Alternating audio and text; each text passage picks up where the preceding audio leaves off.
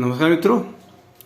चलिए आज जो मेरा दूसरा एक टॉपिक है माइंस या सेफ्टी है तो उस पर एक चर्चा की जाए। काफ़ी दिन से मैं कुछ व्यवस्था कारण नहीं कर पा रहा था, जो कि मेरे 3-4 टॉपिक हैं। जो मेरा चैनल है सब कुछ सबके लिए मैनी मोर, जिसमें अभी तो मैं लगातार कुकिंग के ही वीडियो डाल रहा था। अब मैं पुनः सेफ्टी अपना माइंस के ऊपर और जो सेफ्टी के ऊपर और दूसरा योगों के ऊपर और अपने जो थॉट्स होते हैं उसके ऊपर वीडियोस बनाऊंगा और डालूंगा, जो आपके लिए भी लाभप्रद होगा, सभी के लाभप्रद होगा।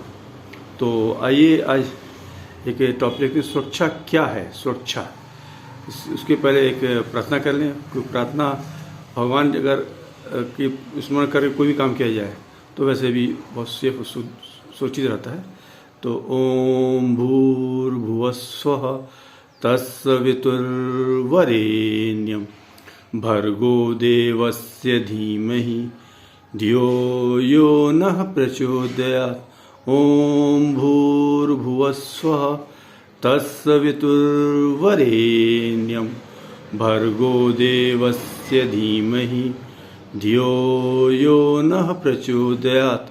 ओम भूर्भुवस्वः तत्सवितुर्वरेण्यं भर्गो देवस्य धीमहि धियो यो नः प्रचोदयात्। तो मित्रों, सुरक्षा क्या है? सुरक्षा मतलब स्वयं की रक्षा या अपनी मशीनों की रक्षा करना ही सुरक्षा कहलाता है। मतलब जो संभावित दुर्घटना, खतरा या जो भी आपको कहीं भी कार्य क्षेत्र में जो लगता है उस पर नियंत्रण करना ही सुरक्षा कहलाता है। किसी भी काम में, चाहे वो माइंस का हो, फैक्ट्री का हो या आप अपने घर में कर रहे हैं, हर काम में रिस्क इन्वॉल्व रहता है। अब वो वर्क कैसे किया जा रहा है वो उस पर निर्भर करता है। वो वर्क पर्सन उसको कैसे हैंडल करता है, क्या कर रहा है, क्या सावधानी लेता है, वो उस पर निर्भर करता है, तभी वो सुरक्षित हो सकता है। कोई भी वर्क में जो सुरक्षा जो दुर्घटना कारण होते हैं उनको या तो टोटल एलिमिनेट कर सकते हैं, हटा सकते हैं, या उसको कोई इंजीनियरिंग कंट्रोल लगा सकते हैं, या फिर उस अपना पीपी से जो भी सेफ्टी सुरक्षा साधन है वो यूज़ कर सकते हैं, या फिर उसको और भी जो सुरक्षा से साधन जैसे मैं माइंस में बोलूँ, ड्रिलिंग में मान लो डस्ट निकलती है, तो डस्ट को यदि आप वाटर सप्रेशन सिस्टम से आप यूज़ करेंगे तो उस सब्सिडाइज की जा सकती है। तो इसी तरह हर वर्क में जो असुरक्षित रहती हैं उनको ख़त्म किया जा सकता है। तो ये जो तरीके होते हैं इसी को सेफ्टी मैनेजमेंट कहते हैं। मतलब सुरक्षित ढंग से कार्य करने के तरीके को ही सेफ्टी मैनेजमेंट कहते हैं। तो दुर्घटनाएं सामान्यतः असुरक्षित कार्य और असुरक्षित स्थितियों का होती है। मतलब अनसेफ एक्ट और अनसेफ कंडीशन अगर हैं और उस पर ध्यान नहीं दिया है तो दुर्घटना होने की संभावनाएं बहुत ज़्यादा बढ़ जाती हैं। और कुछ दुर्घटना जो प्राकृतिक होती है, कुछ प्रतिशत होती है, उसको छोड़ दिया जाए।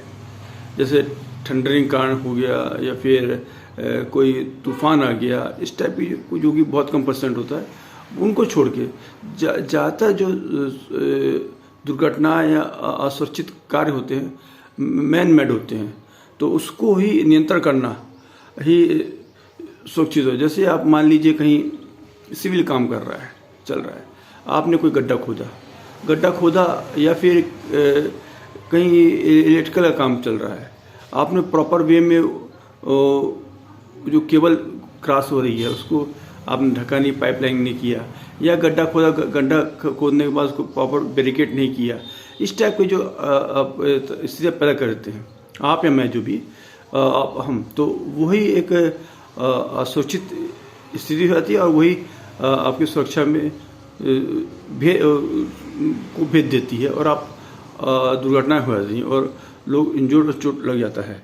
तो ये जो तरीके हैं, तो इनको जो भी दुर्घटनाएं होती हैं ये अपने बिहेवियर पे डिपेंड करता है। आपका बिहेवियर, एटीट्यूड किस टाइप का है, किसी भी कार्य को ले, कार्य करने का तरीका। एक वर्क पर्सन जो वेल्डिंग कर रहा है, वो अगर काम कर रहा है और वो काम करने के पहले उसने अपने प्रॉपर पीपीस पहना हुआ है, पास में उसने अपना अगर कोई दुर्घटना होती है तो उससे फायर एक्सटिंग्विशर, पानी की बाल्टी, ये सब रख के और वो काम कर रहा है, तो उसमें अगर कोई काम कर रहा है वो दुर्घटना हो सकती है, होने के चांस होते हैं। लेकिन उसके पास जो साधन होंगे उससे वो बहुत जल्दी कंट्रोल कर लेगा। और एक बंदा है जो सिंपली जाके वहाँ काम कर रहा है, ना उसने पीपीएस में कुछ किया है, तो वो उसमें कैजुअलिटीज होने के चांस ज़्यादा बढ़ जाते हैं। ये दो जो मैंने उदाहरण दिया, इसका पर्पस है कि लोगों के ध्यान में लाना कि आप सुरक्षित रहें, सुरक्षित ढंग से काम करें, तो ही सुरक्षा का मतलब हो सकती है। तो मित्रों, जो भी है इस प्रकार हमारा व्यवहार, कार्य जो हमारा व्यवहार होता है उस पर ही सब चीज़ डिपेंड करता है। आप अगर सुरक्षा के प्रति जागरूक रहें तो आप हमेशा सुरक्षित रहेंगे और आपका वर्क एरिया भी सुरक्षित रहेगा, आपकी मैन मशीनरी और हर चीज़ भी ठीक रहेगी। तो ये हमेशा ही ध्यान रखना जरूरी है कि जब तक आप सुरक्षा के साधनों का, सुरक्षा की अपने दिमाग में रख के नहीं चलेंगे, एटीट्यूड आपका, बिहेवियर आपका मेन होता है, एटीट्यूड बिहेवियर।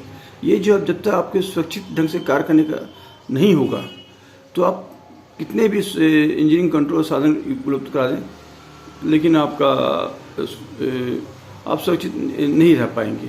तो मेरा सुरक्षा से जो है कि आप अपना कार्य क्षेत्र में अपना बेस्ट एटीट्यूड रखिए, गुड एटीट्यूड, मतलब हमेशा पॉजिटिव एटीट्यूड रखते हुए कार्य करने की कोशिश करेंगे, तो आप भी सुरक्षित रहेंगे, आपके साथी भी सुरक्षित रहेंगे और आपका एरिया भी सुरक्षित रहेगा और आप सुरक्षित अपने काम पे जाएंगे और सुरक्षित काम पे आएंगे। तो मित्रों, एक छोटा सा एक प्रयास किया है मैंने। इसके बाद मैं रेगुलर अपने एक्ट, रूल्स, रेगुलेशन और बाकी जो भी हैं मेरे अपने माइंस के, उसके ऊपर भी डिस्कशन करूँगा। एक स्टार्टिंग है, काफ़ी दिन से बंद था मेरा, तो इस फिर से आ रही हैं, अपन इस पर आ रहे हैं।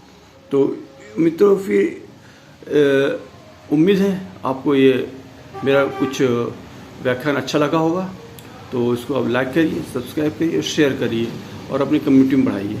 और मेरे पुराने माइंस एक्ट, रूल्स, रेगुलेशन पे बहुत सारे वीडियोस हैं, आप मेरे चैनल पे जाइए, सब कुछ सबके लिए मैनी मोर, उसको देखिए और आप उससे लाभ रहिए। उसमें आपको काफ़ी एग्ज़ाम से संबंधित क्वेश्चन आंसर भी हैं, ऑब्जेक्टिव टाइप की क्वेश्चन आंसर्स हैं, वो देखिए, समझिए। तो एक ये बहुत पुराना दोहा है जो मेरे अचानक ध्यान आ गया, करत करत अभ्यास से जड़मती हो सुजान, रसरी आवत जात से सिल पर हो नुकसान।